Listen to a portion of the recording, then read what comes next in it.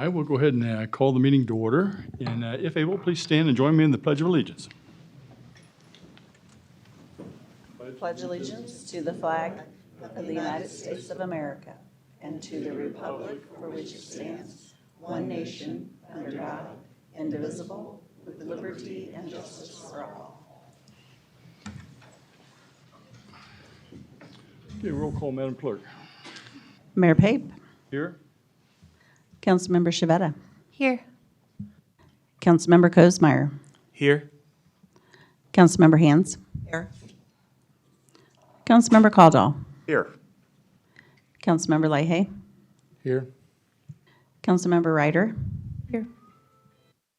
Councilmember Silvers. Here.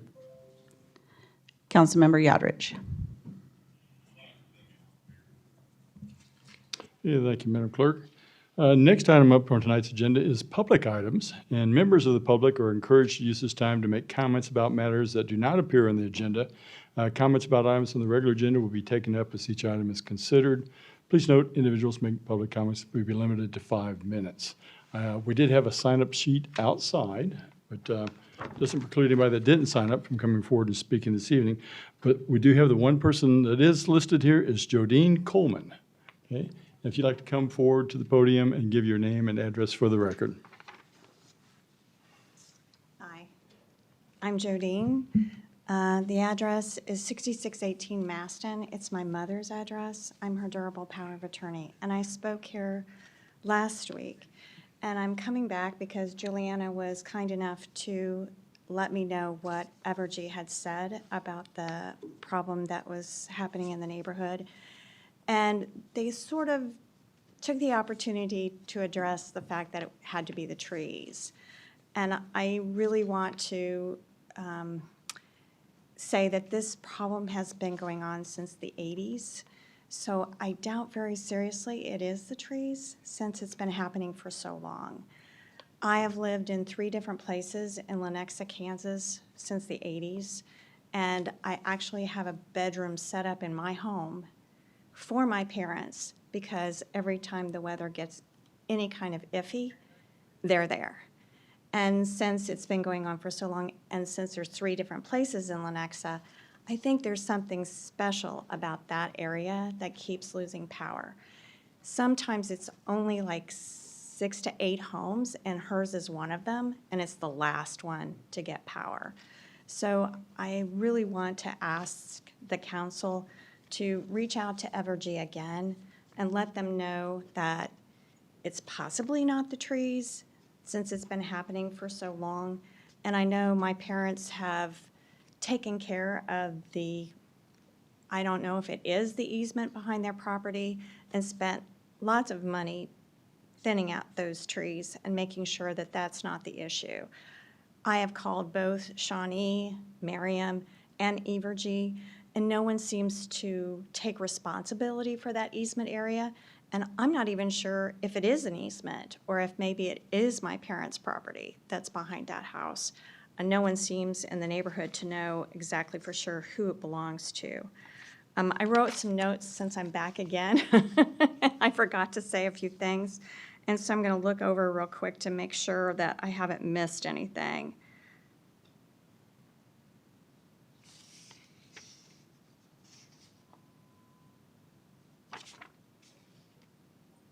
Nope, I think I got it all. Yeah. I appreciate your listening to me again, and I really appreciate Juliana getting back to me when she did.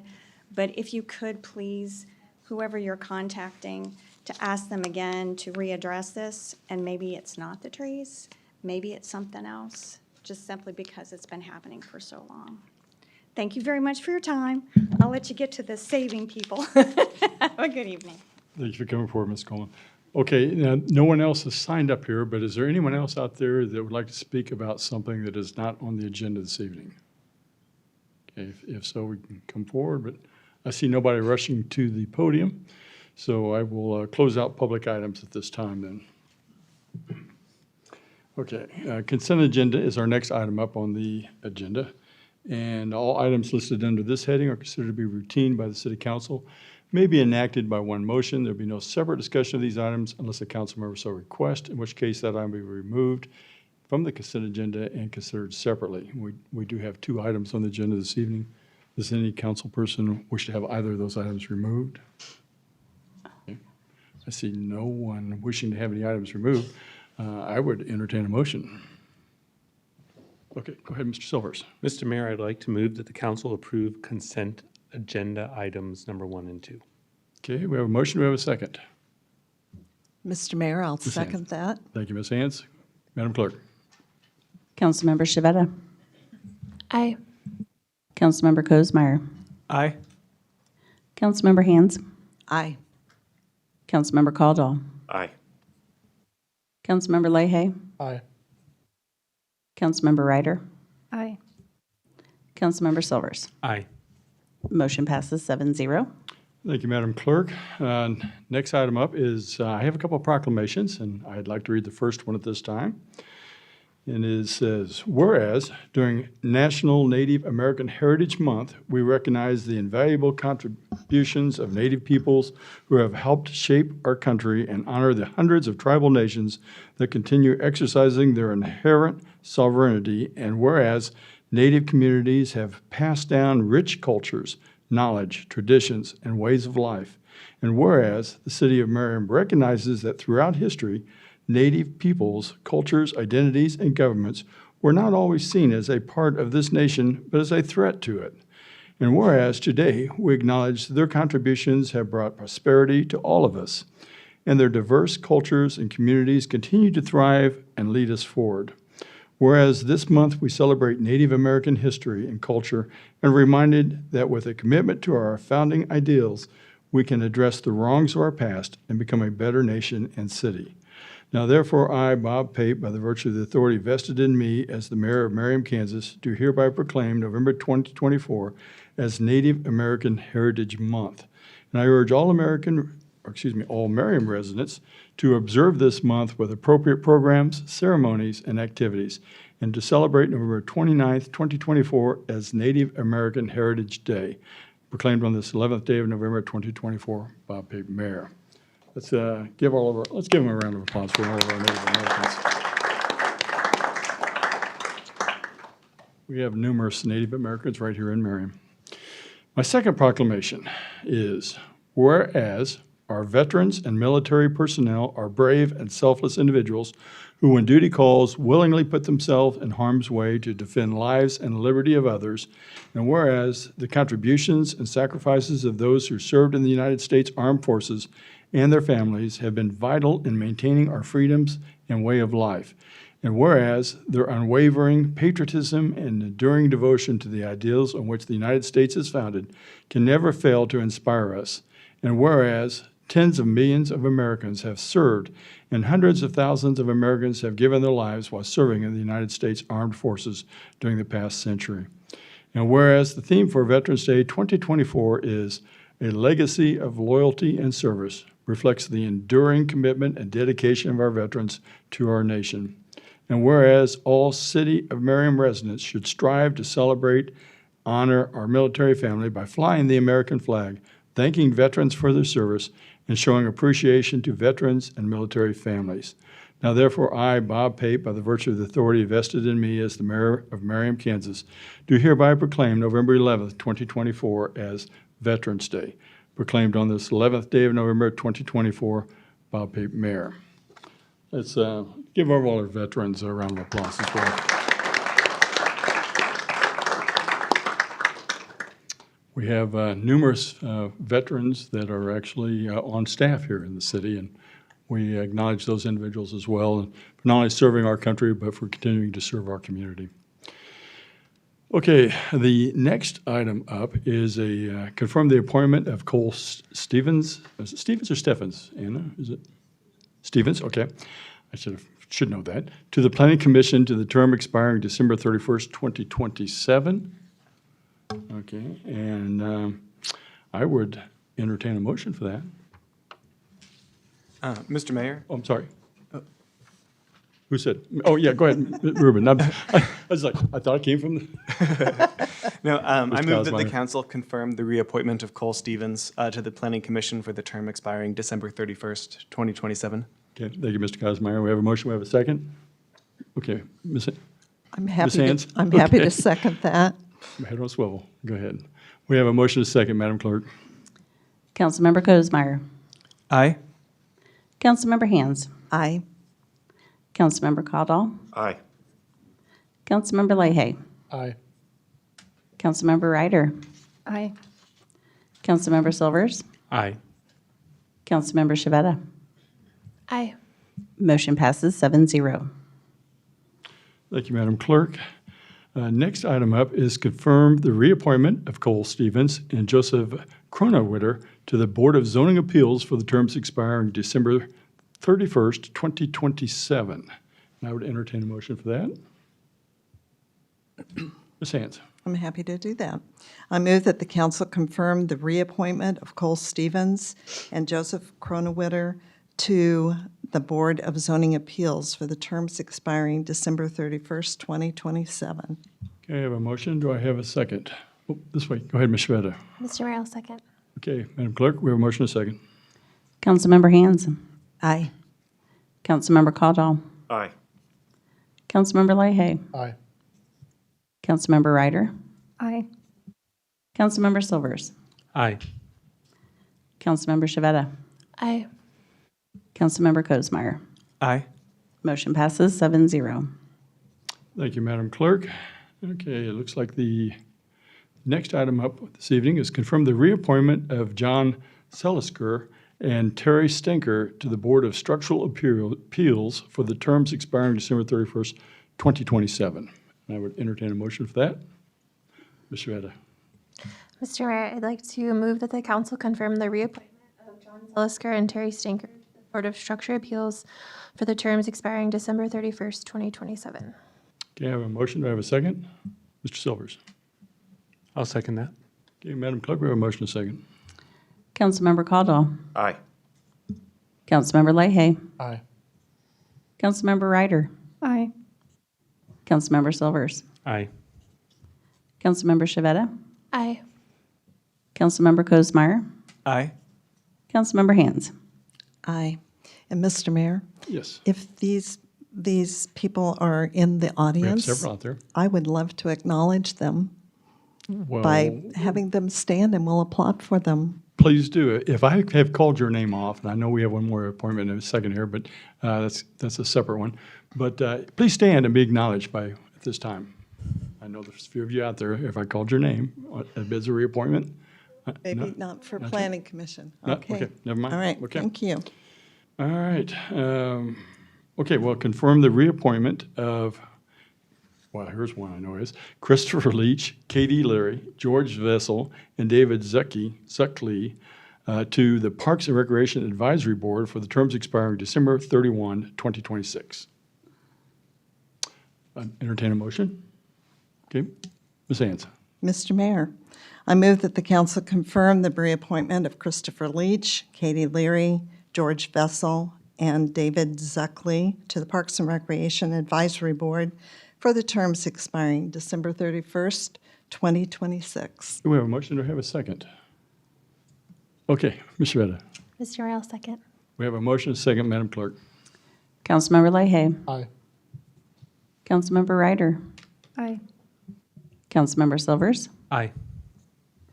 Councilmember Shavetta. Aye. Councilmember Cosmeyer. Aye. Councilmember Hands. Aye.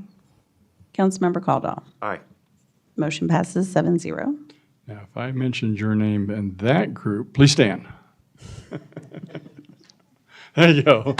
Thank you. Thank you, Mr. Lee. Okay. The next item up this evening is confirm the appointment of Doug Murphy to the Parks and Recreation Advisory Board for the term expiring December 31st, 2025.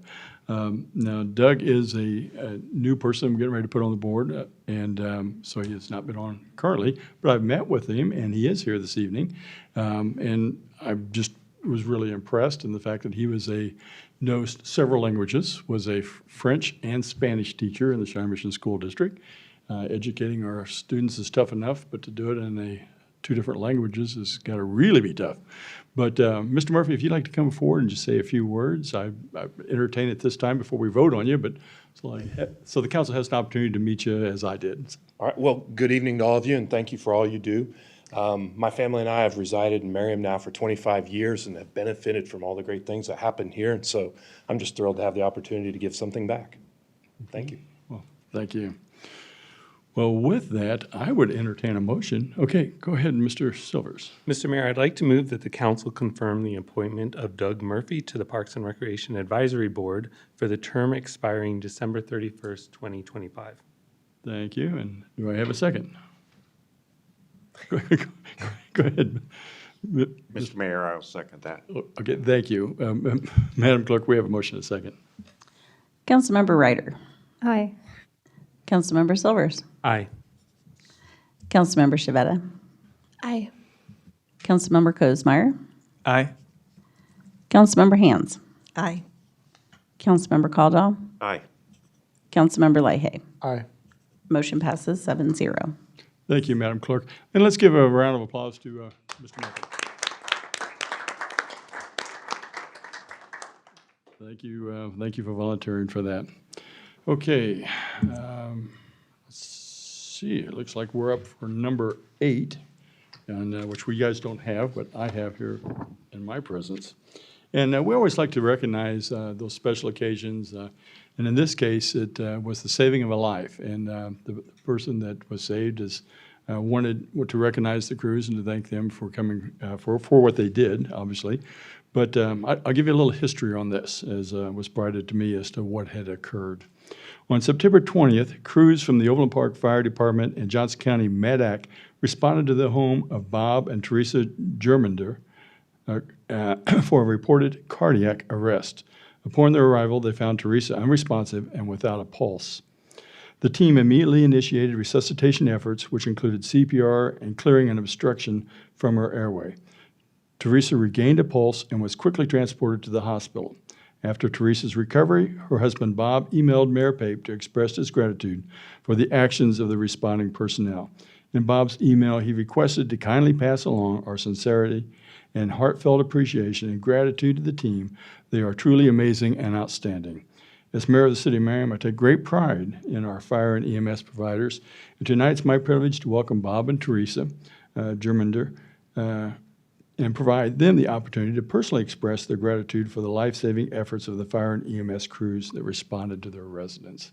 And I'll let you say a few words, and then I will call those individuals up. Okay.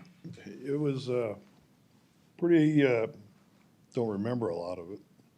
I do remember one of the gentlemen at the house trying to make light of the situation with me as we were watching Teresa on the floor.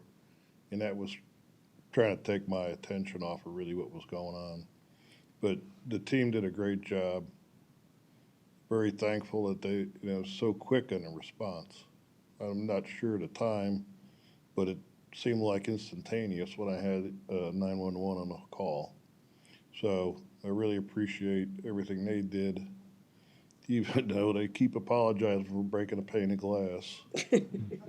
That was very easy for me to fix. So I really appreciate it. Yeah, and of course, I can't thank them enough. I don't remember anything. I remember sitting down to eat and waking up in the hospital.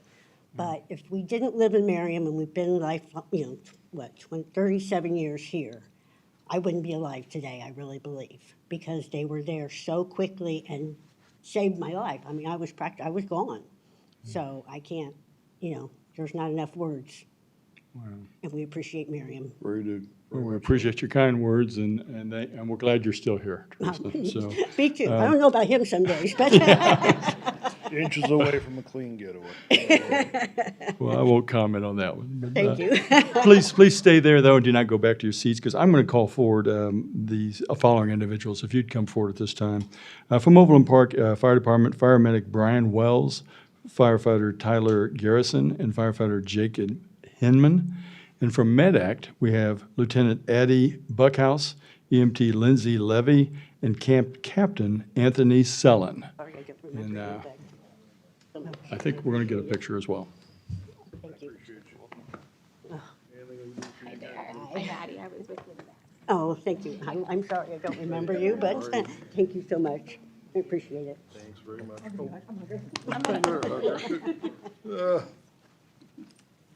You guys could be in the center, and if we could just kind of gather here in the middle, and I think. Can it flare out a little bit? Get in close. Pictures and photos.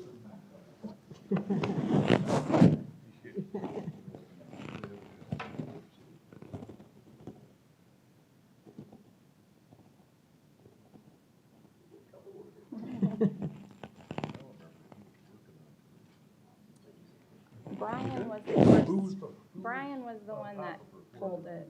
He was doing Oh, wow. compressions. And no broken ribs? That's They surprising. did a great job, yeah, exactly. And he pulled out a chunk And of you're meat the one about that pulled this out the big. steak. Yeah. You should have done that. The steak looked good. And my It salad I looked had better made on the was plate, really, but yeah. the steak was really good. I don't know who was standing next to me, and he was trying to, make light of the situation. He said, "Oh, but the steak looked like it was good." Oh, yeah. Is that you? I wish. I wish I was. Let's go along. Thank you very much.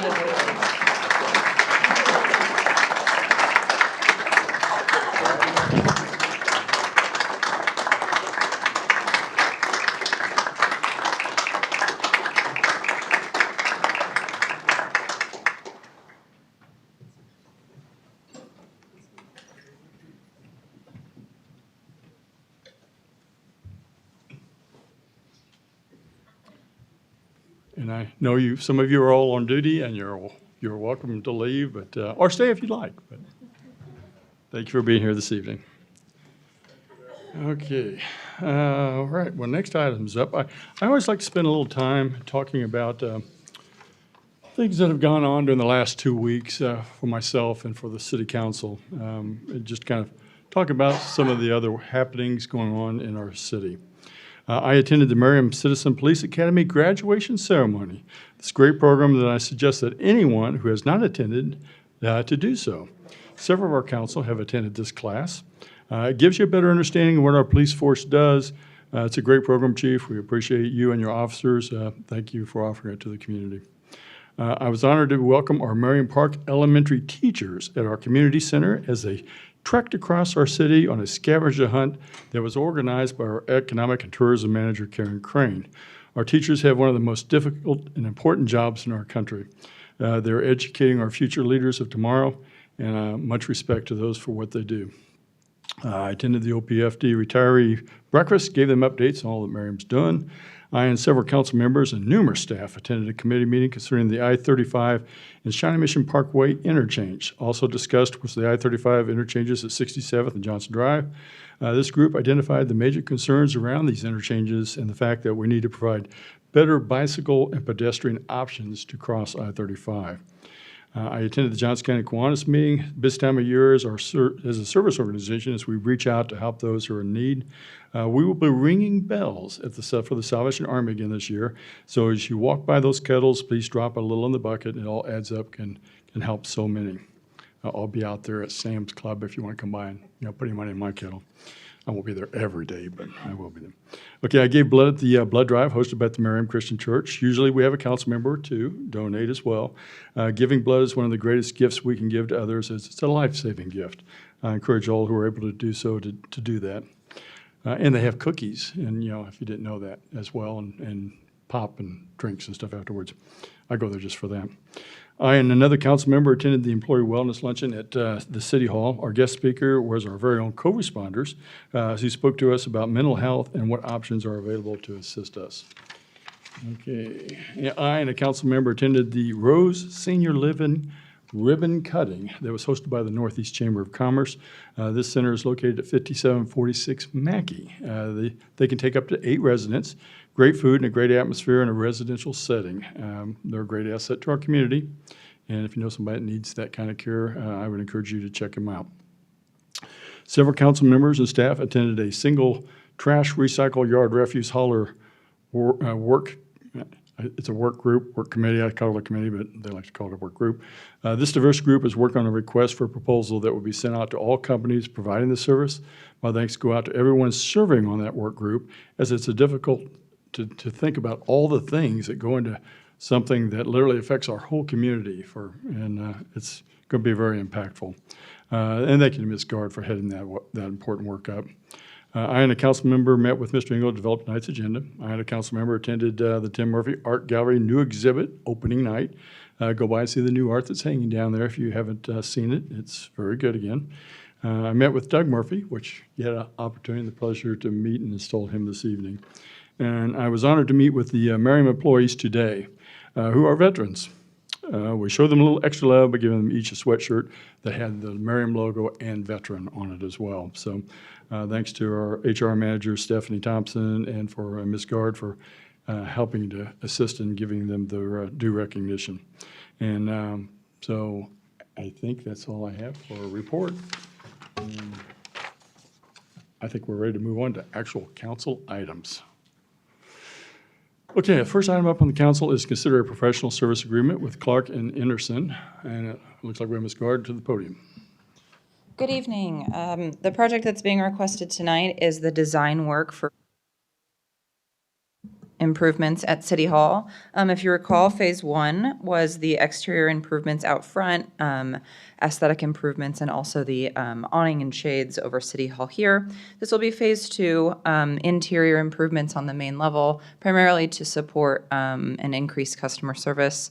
With municipal court being held here at this facility on Tuesdays and Thursdays, it can get kind of quite loud in the lobby while we're also trying to do lots of other work at our customer service counters. And so kind of just reorganizing what that looks like, making a better waiting space for our municipal court folks, and also allowing other work to still continue during that process as well. And like I mentioned, this is the second phase of the project. Design will occur in 2025 with construction occurring in 2026. It is included in the capital improvement program and the budget that you all adopted this past year. I'd be happy to answer any questions. Are there any questions for Ms. Guard? Okay. I see no questions. I would entertain a motion. Ms. Hands. Mr. Mayor, I move that the council authorize you to sign a contract with Clark and Anderson for the design of the City Hall interior improvements project. Okay, I have a motion. Do I have a second? Mr. Silvers. I'll second that. Madam Clerk, we have a motion second. Councilmember Silvers. Aye. Councilmember Shavetta. Aye. Councilmember Kozmeyer. Aye. Councilmember Hands. Aye. Councilmember Caldwell. Aye. Councilmember Leahy. Aye. Councilmember Ryder. Aye. Motion passes 7-0. Thank you, Madam Clerk. Looks like next item up is consider approval of the purchase of real property located at 5001 Merriam Drive. Looks like we have Mr. Engel coming to the podium. Thank you, Mayor, Council. Next item is the consider approval of property purchase 5001 Merriam Drive. The subject property is at the southwest corner of Antioch and Merriam Drive. The city earlier this year acquired the two properties to the south of it on that triangle. Just to give a little explanation of that piece of property, the western face of that, the front of the building, if you will, faces Merriam Drive. The rear of it is actually tiered a level lower, and it is on Antioch. I believe there's some pictures. If we go to the next picture, that is the front. It is a 1920 building, approximately 34,000 square feet is the property. This is the rear side from Antioch. We had an appraisal done on this property for $190,000. The asking price was $235,000. We negotiated to $205,000, which is less than 10% over appraisal. It does complete the city's ownership of those three properties in that triangle. We also own the adjacent properties at 50th Terrace, as well as the former barber shop on the southeast corner of the lower lot there at 50th Terrace at Merriam Drive. The intersection, as you'll recall, there's a CIP project that we are investigating that was part of a Planning Sustainable Places grant that we did. We partnered with Overland Park and Unified Government to improve Merriam Drive, Merriam Lane, and Southwest Trafficway all the way downtown. So we are currently investigating the engineering of that intersection. Well, it is a programmed CIP project. We recognize that we may not do it depending on how the engineering comes back and what it looks like. But I'm happy to answer any questions about that subject property if you have them. Any questions for Mr. Engel? Okay, I see no questions for Mr. Engel. I would entertain a motion for a resolution on this particular subject. Yes, Mr. Mayor, I'm Ms. Hans. happy to do that. All right. I move that the council approve a resolution authorizing the purchase of real property located at 55001 Merriam Drive in an amount not to exceed $220,000. Okay, we have a motion. Do I have a second? Okay, Mr. Caldwell. Mr. Mayor, I'll second that. Okay, Madam Clerk, we have a motion and a second. Councilmember Shavetta. Aye. Councilmember Kosmeyer. Aye. Councilmember Hans. Aye. Councilmember Caldwell. Aye. Councilmember Leahy. Aye. Councilmember Ryder. Aye. Councilmember Silvers. Aye. Motion passes 7-0. Thank you, Madam Clerk. Looks like Mr. Engel's still here, so I guess you have the next item too. I am. Thank you, Mayor. Next item is consider approval of City Council Policy 12.0 Community Improvement District Policy. As the council will recall, we had a work session on this topic many moons ago to discuss what components we would like to see in a CID policy. We do not have a CID policy, but we all, I think, are in agreement that at some point in time, we will potentially be confronted with the opportunity to approve one. There is a pending, it has been there for quite a while, there is a pending request for one at Merriam Town Center with Bob Johnson, who owns that center, that we that he put in a long time ago, that we've just kind of slowly been negotiating with him. This policy is not built necessarily around that. We slow-rolled this policy in hopes that we would get a little bit further down the road with him. We're not, so we're going to go ahead and get this policy approved, or at least we're recommending that it get approved. I thought what I'd do is just quickly remind everybody what a CID is. CID is essentially a tax at the point of sale, so the council would enter into a redevelopment agreement with the developer/property owner that would create a geographic boundary that would create a community improvement district. Unlike TIF, which is generally infrastructure related in terms of what's eligible to be reimbursed, community improvement districts, CIDs, are pretty broad in their uses. So while a TIF, you can pay for pretty much no vertical construction other than a parking garage, all infrastructure in the ground, property acquisition, things like that. A CID is pretty broad. So it's pretty important that we have a CID policy, which is, again, why we're here tonight. So the way that would work is once you establish a CID, within that district, we will have a redevelopment agreement that basically spells out what are the allowable expenses. Perhaps we could put caps on those if that is what the council would want to do. So we essentially say, this is what we're willing to pay for, this is how much we're willing to pay for. That would occur at the point of sale. So, and the city holds all of those funds and then they funnel back to the developer, but the city retains those funds and they have to be a certified expense. They can't just say, we did this, trust us. We actually have to vet that they actually did what they said they were going to do by the time we said that they needed to do it by, and then it would become reimbursable. We promote with all of our incentives what we call pay-go, which is we don't issue bonds for them. We could, but we generally prefer to do pay-go, which means we're not going to give you any reimbursement until that money is available. So just as a graphical representation, you'd have your point of sale. You would pay your 9.475% sales tax on whatever items that you purchased. 6.5% of that goes to the state, 1.475 goes to the county, 1.5 will go to the city. The additional increment, the CID, would go to a different account that would then be used to reimburse the developer for the things that they do. The maximum is 2%. Per the recommended policy, which we'll get into in a second. The increments would be up from 0.1 to 0.25. So you can't kind of make up weird numbers. They need to be whole numbers. So, but that is essentially a graphical representation of how the CID works. As a reminder of what we talked about in our work session, if we go to the next slide, back one. We talked about what projects would we view more favorably. We talked a little bit about how many shalls did we want to put in there, and we felt like if we put too many shalls, as we call them, it might limit our ability to be flexible. So we discussed the things that we would view more favorably. These are actually pulled from the policy in no particular order, but the most important one I think we all agreed to is that it needs to meet the but-for threshold. As a reminder, the but-for threshold is that but for these incentives, whatever it is the developer wants to do wouldn't happen. It wouldn't be economically feasible. So we would only be coming to the table with incentives if it as a last resort to make this thing happen, which we would then judge as being in the best interest of the city. It advances city sustainability initiatives. We'd be redevelopment versus development. I think that's just an acknowledgement that redevelopment in the built environment is expensive. It's hard. There's already things in the ground. You already have neighbors next door. So we would want to essentially refresh some of the things that we have in our community. Again, that doesn't mean that we can't do development. It just means what would we view more favorably. Gives developers, when they come to the city and want incentives, an idea of what's going to be the easier path. New business versus maintenance. We want a bigger piece of economic pie. I actually think Councilmember Caldwell brought that up. We don't want to pay for a new roof.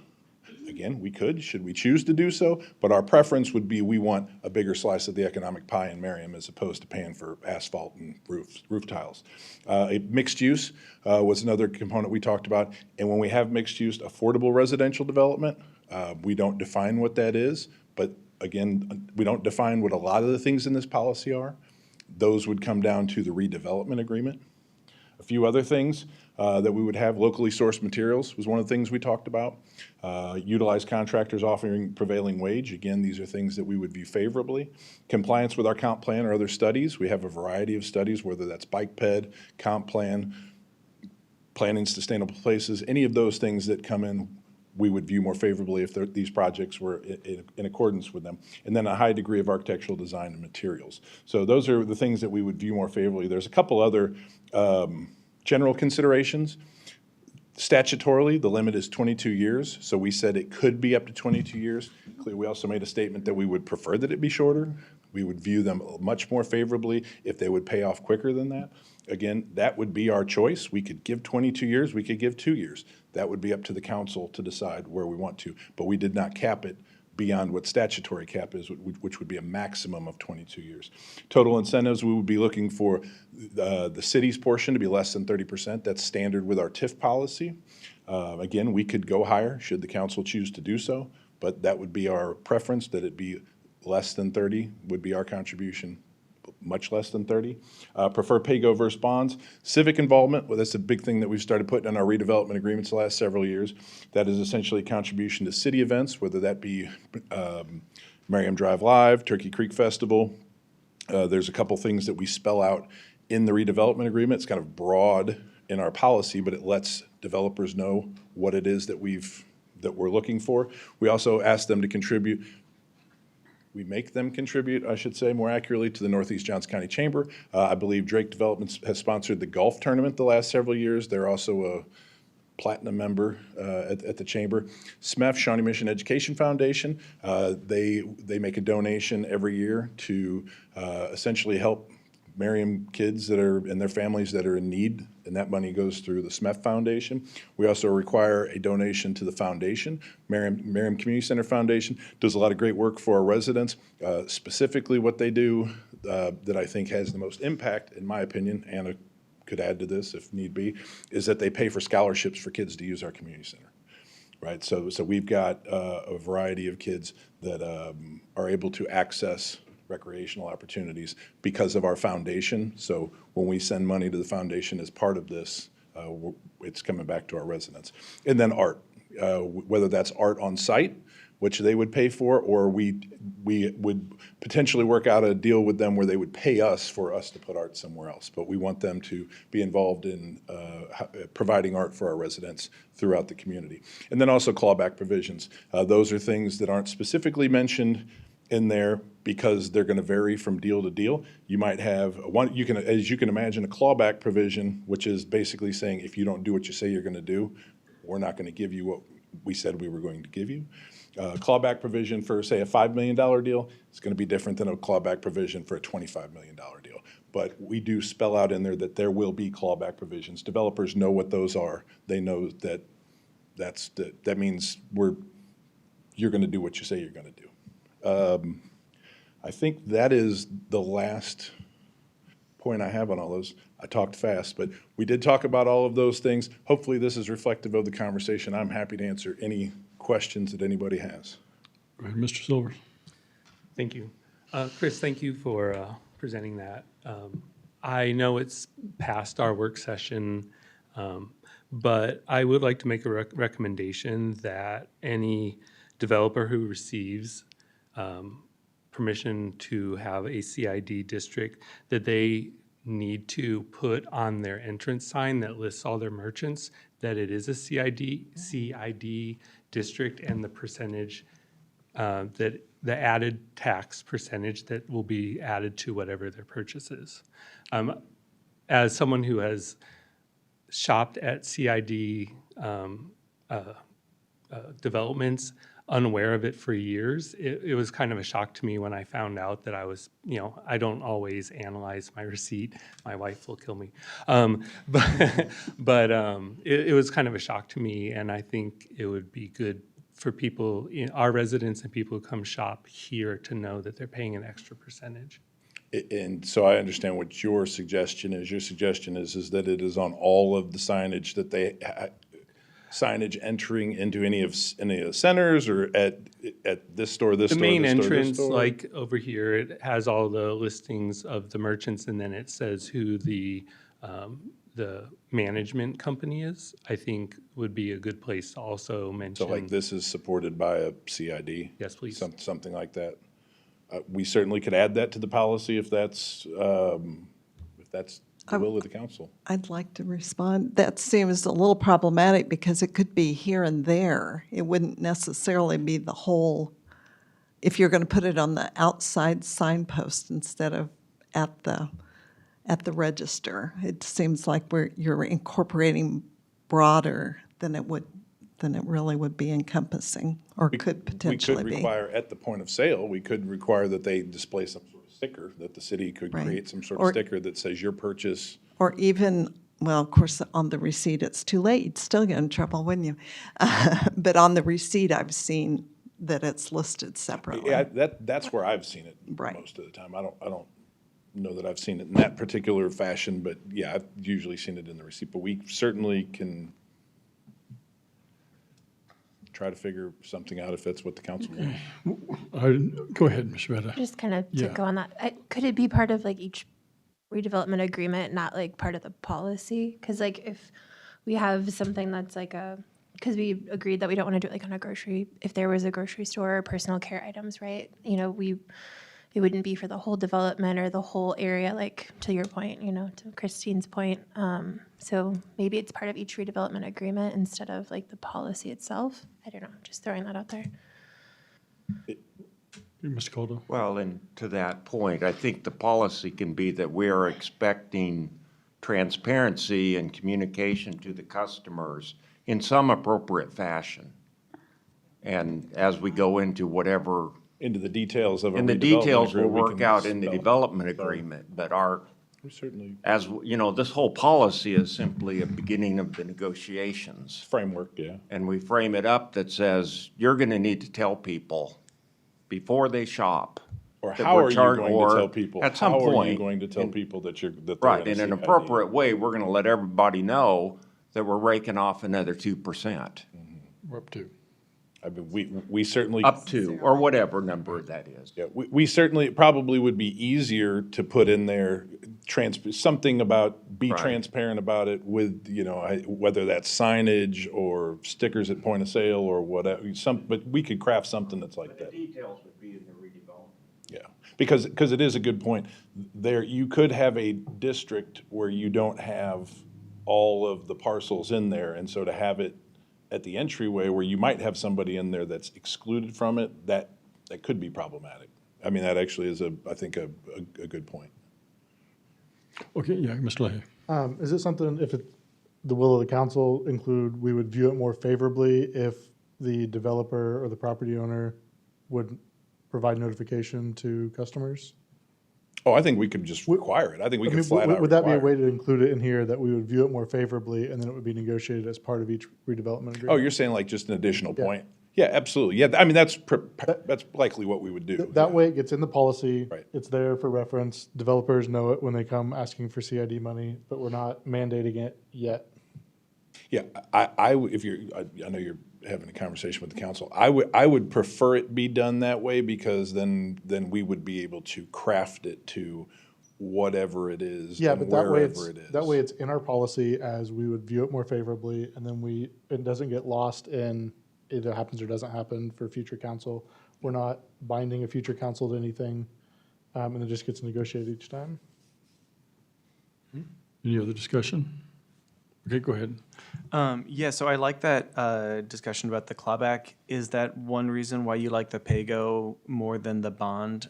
Is it easier for that clawback to be, I guess? Well, to go into I effect? think if we can avoid issuing bonds and going out for debt, whether we're on the hook for it or not, I think it's better. If that does not mean that there can't be debt. So for example, at Drake Development, Merriam Grand Station, they went out and acquired debt, and we are giving them money, essentially pay-go, for them to pay off debt or do whatever you want with it. We're not pledging those proceeds to pay off debt. They can do whatever they want to do with that money. We have nothing to do with how they finance that, if that makes sense. That's why we prefer. So the clawback is essentially just to make sure that they do what they say they're going to do. So if we make a promise and we're going to pledge something over the course of 22 years, well, and we say you're going to do A, B, C, or D, and they do A, and we turn the spigot on, and then they do B, and then they decide, we're not going to do C, D, or E, and we've already got the spigot on, we need to have some sort of clawback provision to say, no, you only did this much of it. So we're going to, I'll give you an example.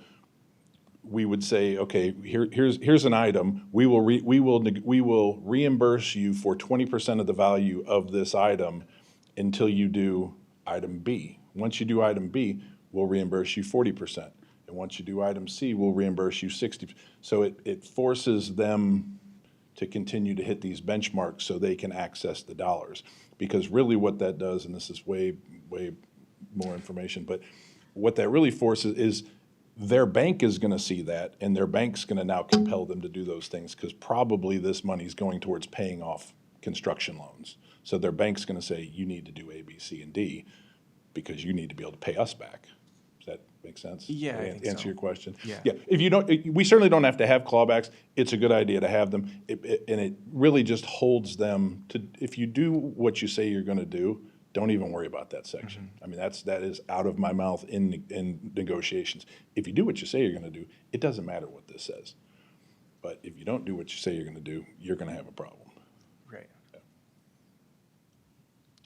Ms. Hans, go ahead. So adding to clawback, it's not just do it, it's when you're going to do it. Sure. So there are dates that are hard dates in there. Yeah. And those would be per redevelopment agreement. Right. And I have a couple of things. One I think is just purely editorial. It's on page 5, and it says, project completion is earlier in projected CID term. I would like earlier than what? So I just say early. And then, so that's purely an edit, a Chris Hans edit, sorry. And then, but the one I really have a question about is also under finance. It's under financing on the top of page 6. And I just don't understand the 2 exceptions to the general improvement and assessment law. I get number 1, but I don't understand what number 2 is trying to tell me.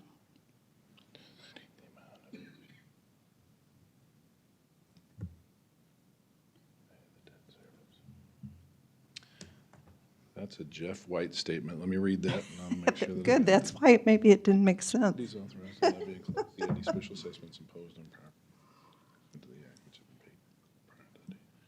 as you're studying on that in general, I think this is an amazing job of putting together all of the thoughts that were going on in our work session. I just was delighted with it. And I'm glad you said that because I wanted to thank the council for discussing the item I brought up. I know it was late, and I think it was a good conversation. Thank you. Ryan, are you familiar with the Can you give me general the improvement? and- subsection Okay, again? it's at the top of page 6, which is under financing. And it says 2 exceptions to the general improvement and Assessment law. an assessment law, and it's number 1. And number 2, especially I went, what does amount of each annual special assessment may be reduced or eliminated? I just don't understand what they're talking about.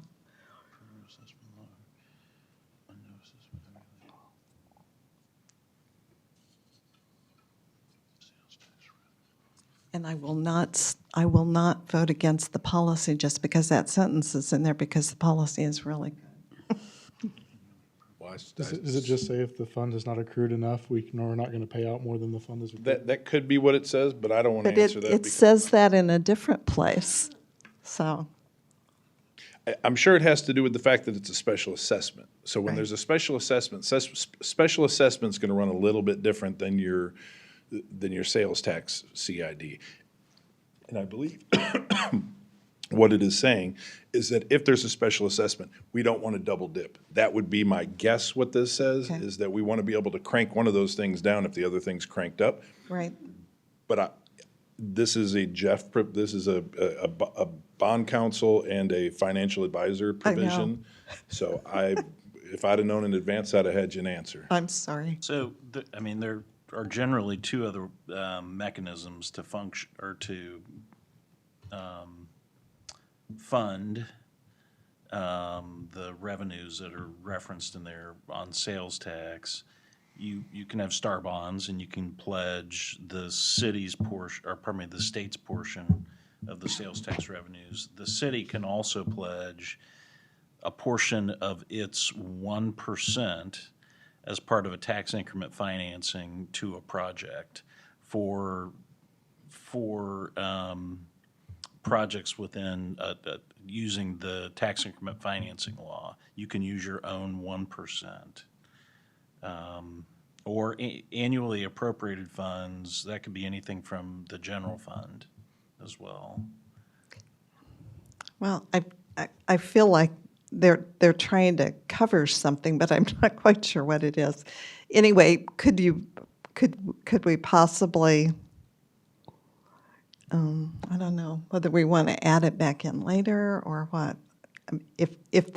I would say if bond counsel put it in there, there's a reason for it to be there. I would agree with that.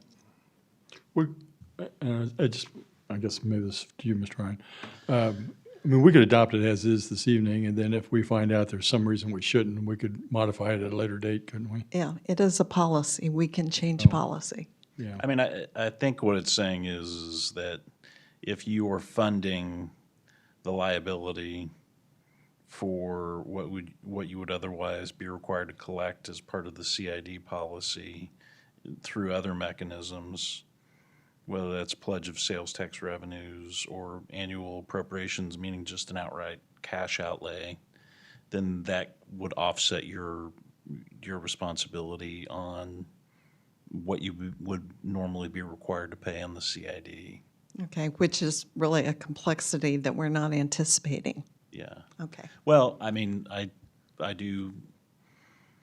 have at least one deal that I can think of for another municipality where we do have fluidity between a tax increment financing, sales tax, and CID. So, I mean, you know, dollars can flow back and forth there. I know it's mentioned somewhere else. Okay, thank you. Certainly can table it and bring it back. Well, I'm okay with that. Ms. Cola, go ahead. Yes, I have a much easier edit. Okay. If we go to page 5, there's number 6, includes construction of infrastructure beyond city would normally require, such as Page parks, 5. transit stops, roads, Numbers. utility undergrounding, or charging stations. Oh, I just think the he's or at should the be top of the removed. page. Gotcha, that's 6. That's 6. The utility undergrounding, so the or charging stations, the or should be, I just think the or should be removed. These are such as. okay. It's not one or the other. We might want all of them. Or things that aren't even listed. Okay, absolutely. We can remove the or. Any other edits for Mr. Engel? Okay, go ahead, Mr. Cosmo. Yeah, so on, in that section C, under the development agreement, I actually don't have the. Page 7. Page 7. In number 8, that's where you talk about, no, sorry, page 8. That number 8 where you talk about civic involvement and, we want the developers to be a good member of society. I'd like to see something in there in addition to just like the nonprofit donations, just to make sure that the developer and the applicant are, current on property tax and all, other financial obligations to the city, county, state. I think that's great. Does it need to be in civic involvement, or can we put that as Oh, it an could actual be called out? somewhere I think else. that's, considering what we went through with Yeah. a previous Yeah. developer. Council, looks like everybody's head nodding on that. Absolutely, we can do that. Yep, that probably should already be in there. Where are you at on that? He just called it out under civic involvement, saying that paying your taxes should be part of a civic involvement. I would think it So, should be even yeah. bigger than that, which should be just its own. There's complexity to that. They actually have statutory and constitutional right to appeal their taxes. And when they do that, they're paying them under protest. Any development agreement that Joe writes or Kutak Rock or Jeff reviews will generally say that they have that right to do that. So we can't say pay it under all circumstances. That's illegal. Could we view that more favorably if you were current on your taxes? We could get language from, I know Joe's got it. I work with Tyler Ellsworth. Language that addresses that issue, that really urges at least payment or payment under protest, so the money's in hand. It's not a situation where someone's delinquent, but they have a legal right to pursue appeals of their property But payment tax under violation. protest is still paid though, correct? I mean, it's just under protest. Right. And would that be different under protest than not current? I don't know exactly what the legal name of not current is, but I just haven't paid my taxes like one of our past. Yeah, Last time it wasn't under I think the protest. language that Joe and Kutak there's language we can- can address that. Okay, and would it make sense to put it in this policy, or simply would that be something that we should just include in RDAs? Every RDA I've seen it come through in recent history has language like that. Right, that's what I'm asking. So should we put it, I mean, you would want, there's no harm in having it in both places. Okay. If it's part of the redevelopment agreement, it's a contractual obligation of the developer. If it's in policy, it's just policy. okay, so we'll get some You'd language from Joe. Yeah, you'd absolutely want it in the agreement. Property tax. Okay, we certainly can do that also. Any other questions for Mr. Engel? Okay, go ahead, Mr. Yeah, I've got one more, actually. So you mentioned that earlier in your presentation, something about like the intent of the CID is if the proposed project wouldn't happen without the CID. What if you're sort of picking not just like if this project wouldn't happen, but like if this project doesn't happen, is there another project that could happen without the CID? Like, is that something that we can take into consideration? We are, if I think I understand your question, we are reacting to a petition or a submittal for a project.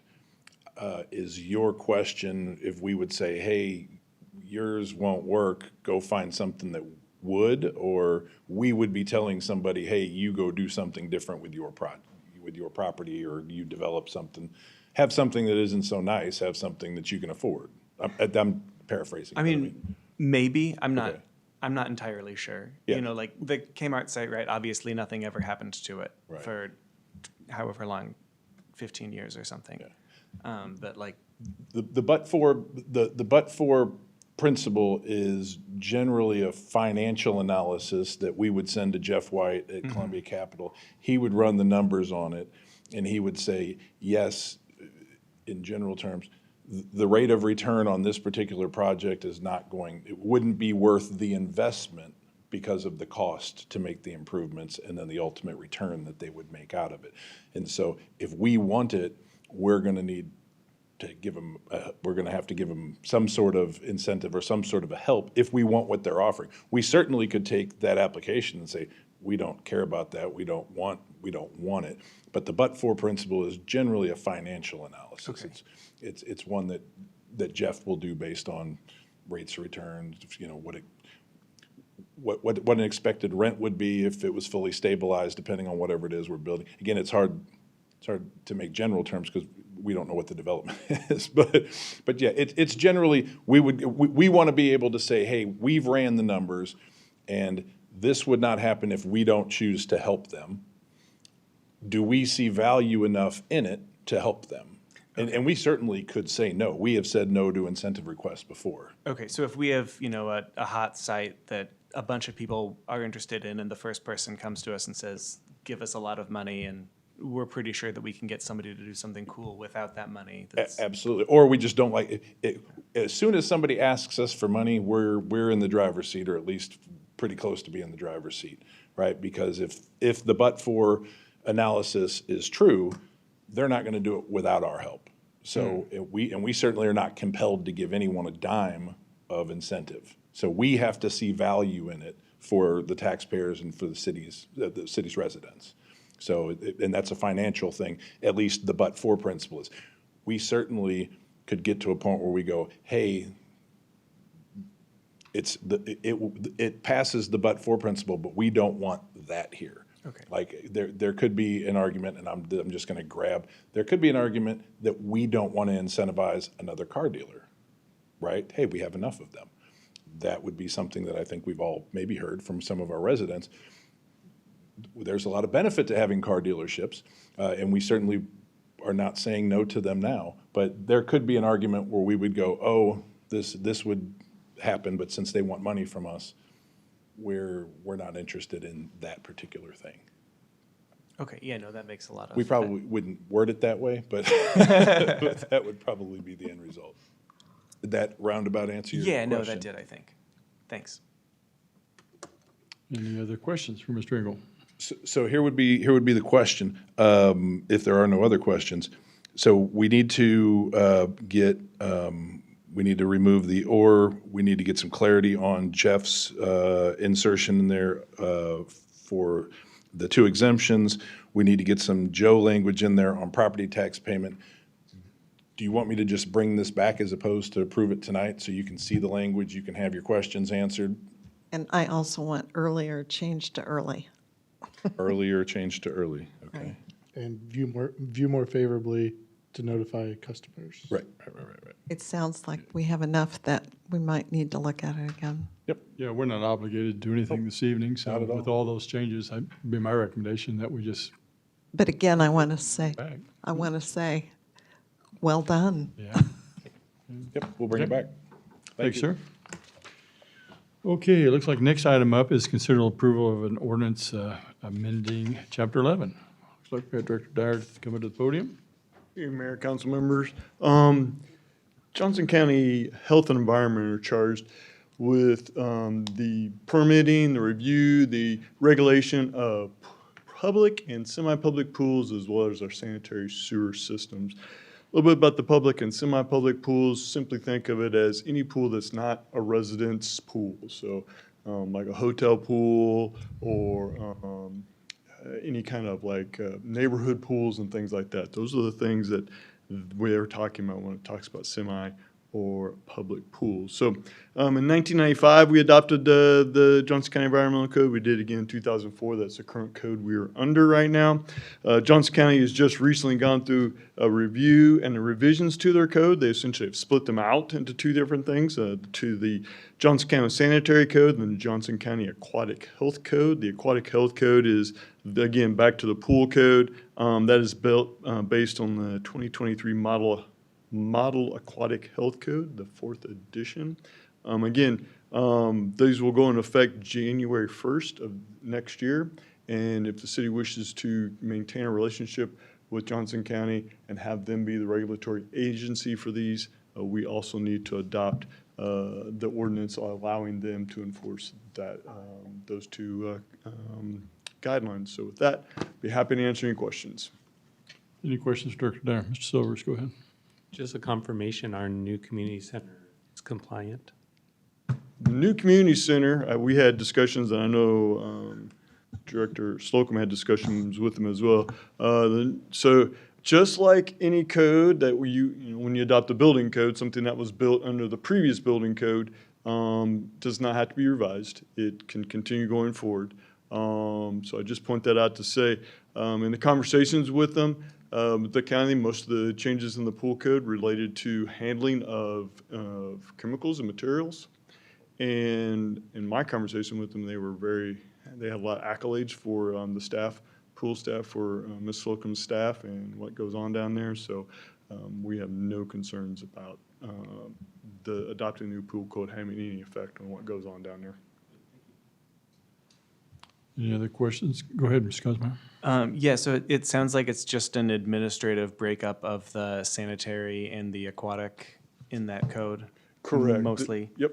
And so there's not going to be there's probably not going to be an increase in like the number of pools in Merriam that Johnson County Health is inspecting. No, it will not. It'll still be remain the same pools that they always have. Okay, thanks. Okay, go ahead, Mr. Caldwell.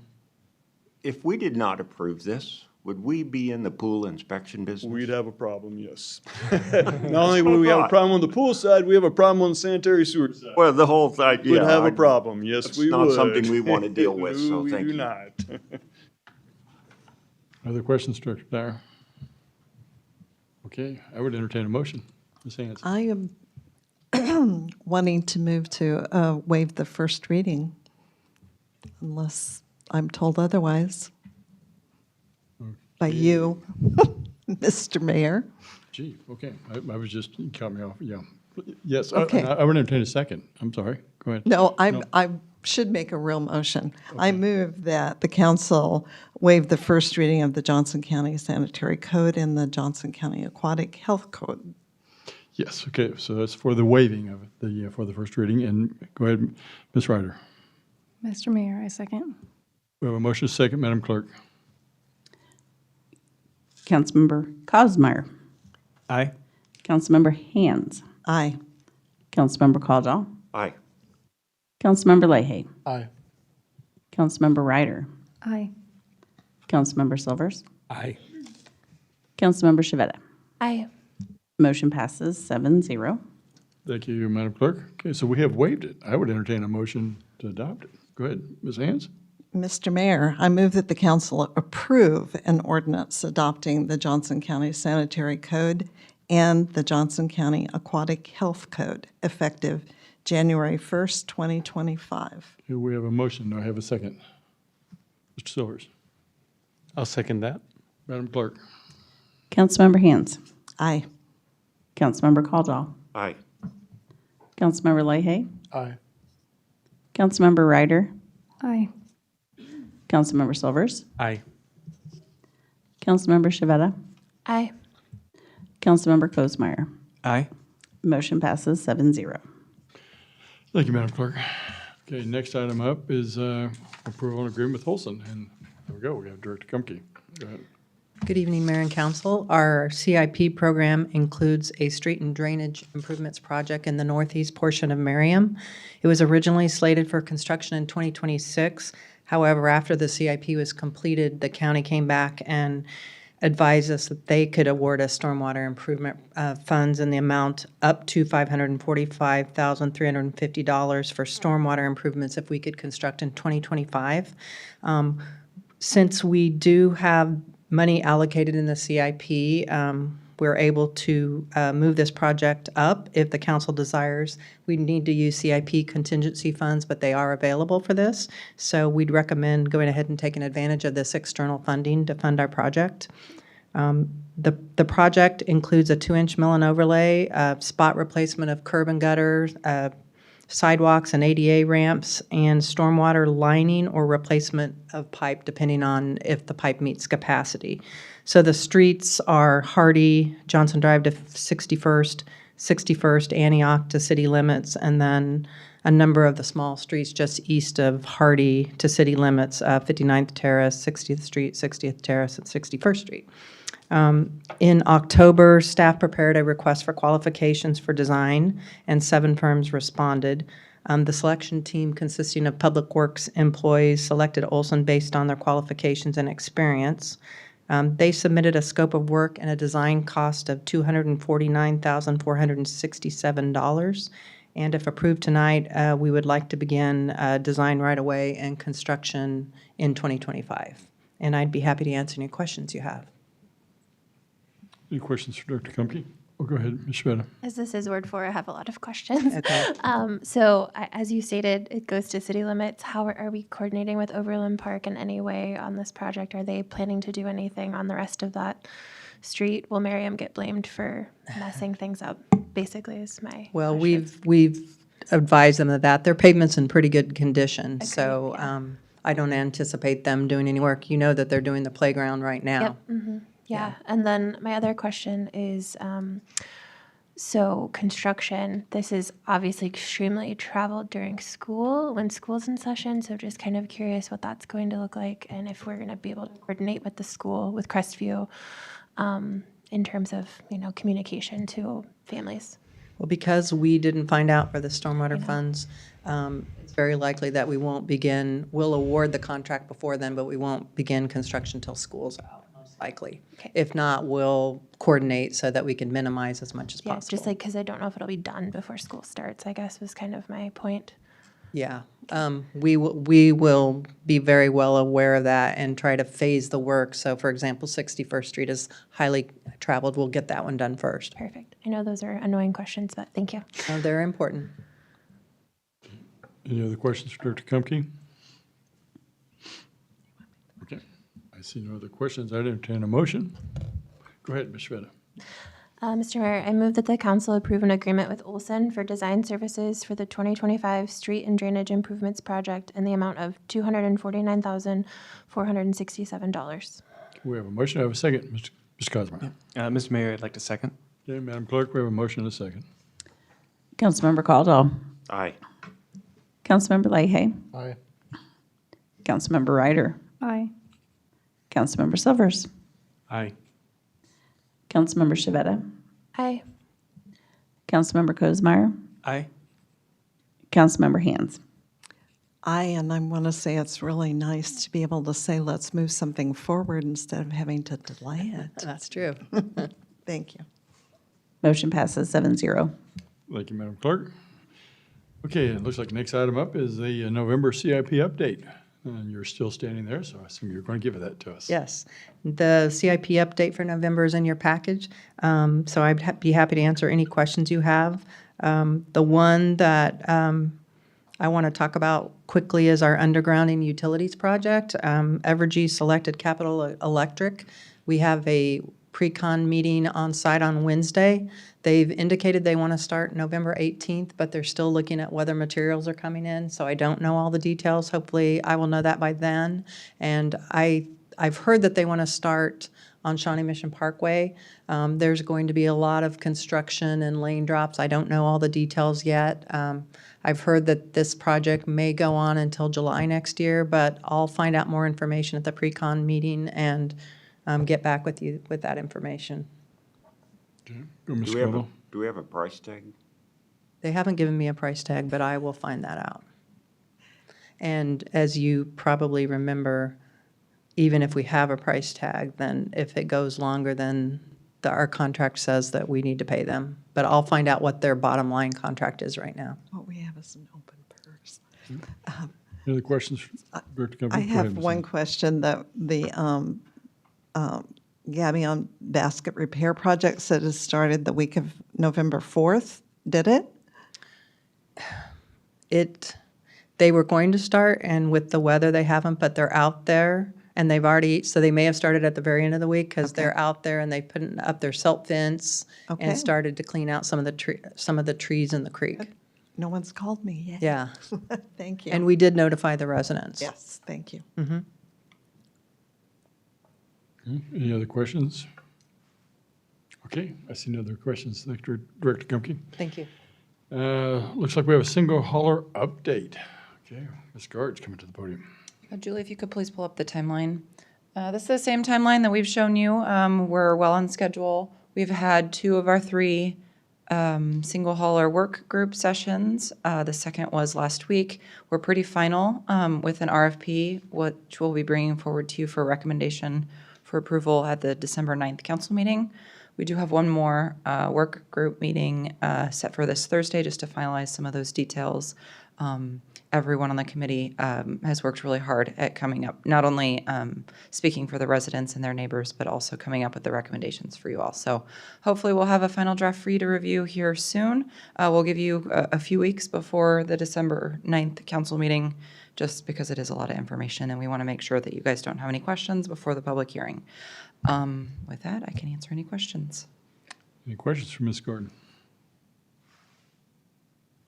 I see no questions. Thank you to you and your committee, or your work group, excuse me. Okay, informational items. We have the Park and Recreation Advisory Board minutes were in our packet. Unless somebody has any questions for Director Slocum. I see none. You're off the hook. Thank you. And I don't think we have an executive session this evening, but do you have anything from staff, Mr. Engel? I don't, but I'm happy to answer any questions. Okay, any questions for Mr. Engel? No questions? Gosh, all right. Well, we didn't make 8 o'clock, but we didn't do too bad. I would entertain a motion then. Ms. Haynes, I move we adjourn. we have a motion to adjourn. We have a second? Mr. Silvers? I second that. Okay, we have a motion second. Madam Clerk? All in favor? Aye. Aye. Meeting's adjourned.